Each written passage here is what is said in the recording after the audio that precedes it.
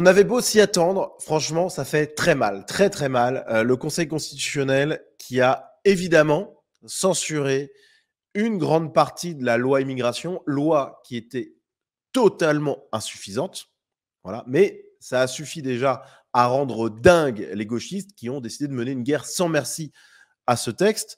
Et donc, comme prévu, j'en avais parlé, tout le monde en avait parlé, tout le monde le savait au fond, mais malgré tout, ça rend dingue quand même. Eh bien, on a le Conseil constitutionnel qui a décidé de censurer une grande partie de ce texte, mais évidemment pas les parties les plus gauchistes, et il y en a, mais les parties les plus offensives, on va dire, contre l'immigration, etc. Bon, c'est avec des grosses pincettes parce que c'était très, très, très loin d'être suffisant.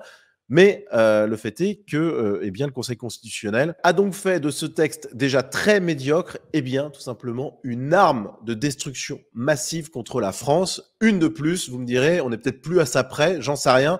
Mais enfin quand même, en gros, la France était déjà open bar. Là, c'est les portes grandes ouvertes. On y va, rentrez, pas de souci, vous pouvez y aller sans problème. Je rappelle quand même que la France, c'est l'un des pays qui sélectionne le moins son immigration. Voilà, on prend vraiment le fond de la cuvette des chiottes de la terre entière, contrairement à d'autres pays. Voilà, jusqu'à récemment. Alors avant les gauchistes Trudeau et Biden au pouvoir, le Canada et les États-Unis, ils sélectionnaient drastiquement leur immigration. Vous ne rentriez pas comme ça sur le territoire. Bon, bref, tout ça, ça nous montre à quel point on est gouverné par des malades mentaux immigrationnistes qui se foutent complètement de la survie de la France, qui se foutent complètement de la sécurité des Français, les viols réalisés par des gens sous OQTF ou par des immigrés qui ne sont pas sous OQTF, hein, d'ailleurs, la délinquance, la criminalité, etc., les cambriolages.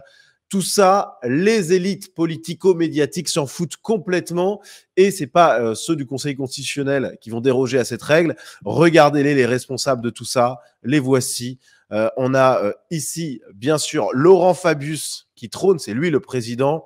On reconnaît aussi Alain Juppé, traître à sa famille politique. Rappelons-nous quand même du programme du RPR, duquel il était membre à l'époque dans les années 90, avec l'arrêt total de l'immigration qui était demandé. Bon, là, on en est très très loin. On est vraiment face à des enflures. Voilà, il n'y a pas d'autre mot. Ces gens-là, ils condamnent la France à l'enfer. Alors, vous allez me dire, oui, mais cette loi, de toute manière, c'est ce que je répète, hein, elle ne suffisait pas. Oui, mais symboliquement, c'est extrêmement grave ce qu'ils ont fait, parce qu'en plus, ils ont outrepassé tout leur pouvoir. Et ces gens-là qui décident finalement de soumettre la France à des vagues d'immigration extra-européenne de plus en plus grandes, bon, on va s'intéresser un peu à leur niveau de vie. Parce que bon, là, ils sont dans les ors de la République. La vie est belle pour eux, hein, les chauffeurs, la cantine, les frais, etc. Et puis la rémunération quand même.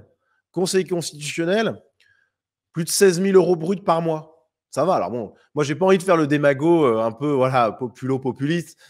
Évidemment que à des postes à responsabilité, c'est logique d'avoir des gens bien payés, voire très bien payés. C'est à la fois garant de l'indépendance et de la qualité des jugements rendus.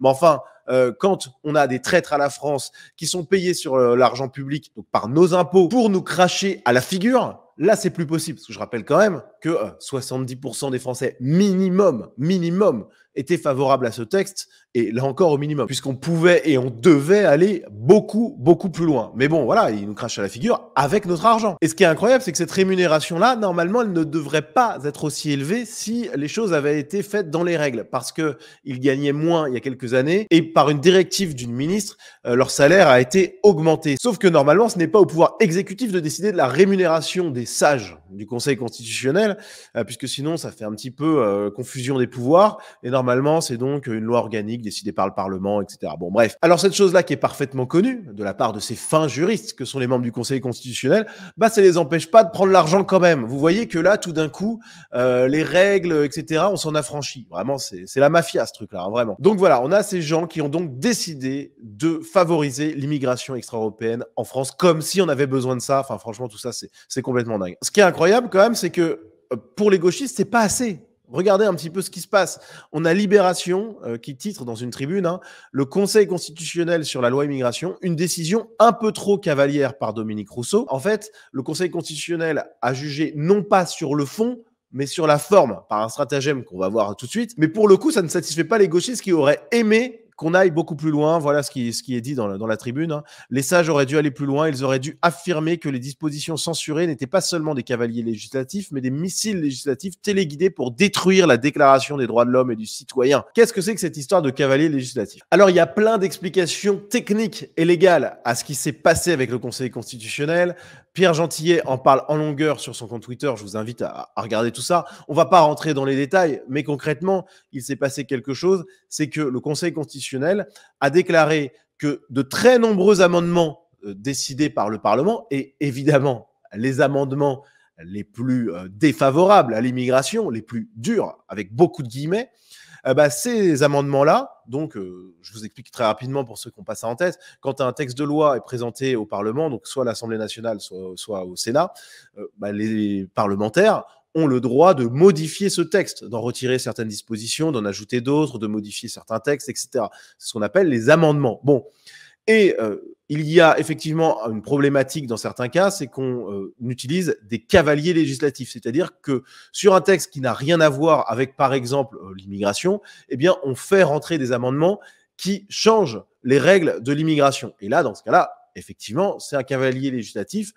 Ça n'a pas de rapport avec le texte initial, et donc le Conseil constitutionnel, de manière assez générale et assez logique, dans ce cas précis, dit non, là, on est hors sujet, donc on fait sauter ces amendements. Bon, sauf que là, ce qui se passe, c'est que il y a des amendements qui, par exemple, restreignaient ou rendaient un peu plus difficile le regroupement familial, qui ont été considérés comme des cavaliers législatifs par le Conseil constitutionnel, alors même, et c'est ce que dit François-Xavier Bellamy sur France 5, qui peut penser que le regroupement familial ne concerne pas un texte sur l'immigration? Enfin, je veux dire, c'est évident qu'il s'agit du même sujet. Mais là, le Conseil constitutionnel, au nom du droit, mais en réalité au nom de la politique, et plus précisément de la politique gauchiste, a décidé de censurer énormément d'amendements au nom de ce principe du cavalier législatif.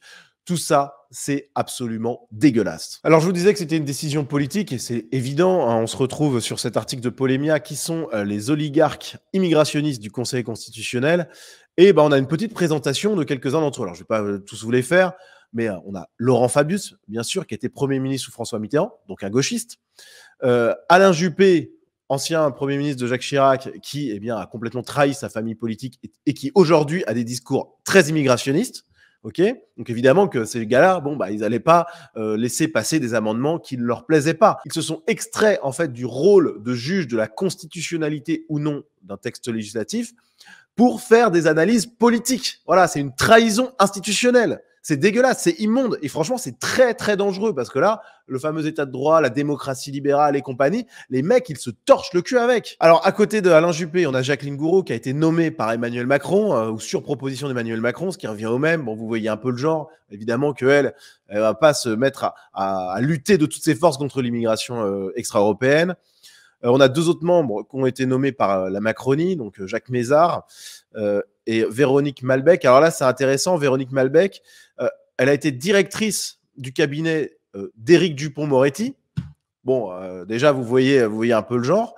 Et puis, en 2017, en tant que procureur général de Rennes, elle a supervisé, alors sans donner d'instruction, le classement sans suite d'une plainte de l'affaire des Mutuelles de Bretagne dans laquelle Richard Ferrand était mis en cause. Alors, a priori, c'est quand même quelqu'un qui a une certaine probité, mais enfin, elle était quand même mêlée à tout ça. Et là où c'est incroyable, c'est que Richard Ferrand, qui avait été accusé à l'époque, et donc cette affaire avait été classée sans suite, eh bien, c'est lui qui l'a nommé au Conseil constitutionnel en 2022. Voilà. C'est incroyable. Vous voyez un peu la caste, la mafia que c'est, franchement. Bref, donc voilà, on a ces gens-là qui décident de la politique migratoire de la France, en contradiction avec la volonté populaire, avec la volonté ultra majoritaire du peuple français. C'est inacceptable. Ils le font, et en plus, ils le font. À la limite, le peuple, on a l'habitude que les politiques le piétinent allègrement. Mais là, ils piétinent aussi le Parlement. Voilà, donc on n'est plus dans une démocratie parlementaire en réalité aujourd'hui en France.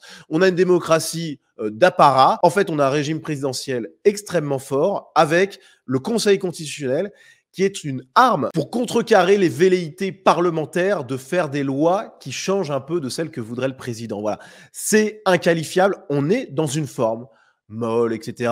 Je ne vais pas lancer des mots qui sonnent trop forts et qui seraient absurdes, mais on est dans une forme un peu molle quand même de proto-dictature, de paradictature. Voilà, on est dans quelque chose quand même où le peuple n'a plus voix au chapitre, où même le Parlement, qui était déjà vachement sous contrôle, n'a plus voix au chapitre non plus.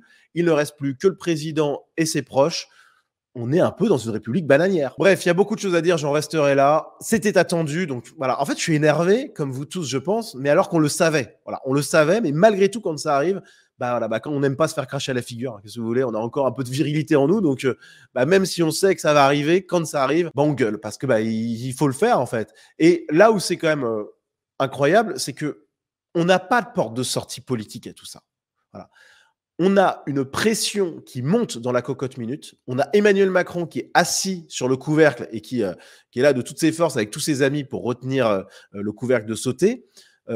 Mais attention, parce que là, en fait, on ne laissant pas de respiration, même parlementaire, voilà, c'est pas de la démocratie directe, hein, mais même parlementaire, il y a un moment où ça va exploser violent. Donc, je sais pas à quoi il joue. Tout ça pour une loi, en plus, qui était vraiment au minimum du minimum de ce qu'il fallait faire. Mais c'est là où aussi on voit toute la puissance du gauchisme. Le gauchisme a totalement infusé les esprits au sein de nos élites avec beaucoup de guillemets là encore. Bon, ce qui fait que même un texte absolument insuffisant, eh bien, ça suffit à les rendre fous. Et franchement, c'est assez inquiétant. Il va falloir leur faire comprendre qu'il faut qu'ils arrêtent d'être complètement déconnectés du peuple sur la question de l'immigration. Et attention, voilà. Attention, les gars, parce que le jour où le peuple va se décider à faire autre chose, ça va être costaud. Je peux vous dire que les résultats des prochaines élections présidentielles, si Macron continue comme ça, il y a la droite qui va revenir au centre du jeu politique et à ce moment-là, va pas falloir venir se plaindre. Voilà. Parce que le jour où les adultes reprendront les commandes, voilà, il y aura des cris en face, mais peut-être qu'ils n'auront pas les moyens de se faire entendre. De la même manière que nous, aujourd'hui, on est bâillonnés, on est ignorés. Voilà, on se fait cracher au visage. Peut-être que quand nous, on arrivera au pouvoir, peut-être qu'on fera la même chose avec eux. Ah, et là, ça leur plaira moins. Bon, honnêtement, je pense pas que ça soit ça qui se passera. Pourquoi ? Parce que nous, on est la majorité sur la question de l'immigration. On représente 70 à 85% des Français. Alors que eux, leur vision complètement fantasmagorique de l'immigration comme une richesse, etc., il n'y a que 10-15% maximum des gens en France qui croient ça. C'est-à-dire les immigrés extra-européens eux-mêmes, et encore pas tous, parce qu'il y en a qui sont conscients des choses, et les gauchistes, donc ils seront en minorité.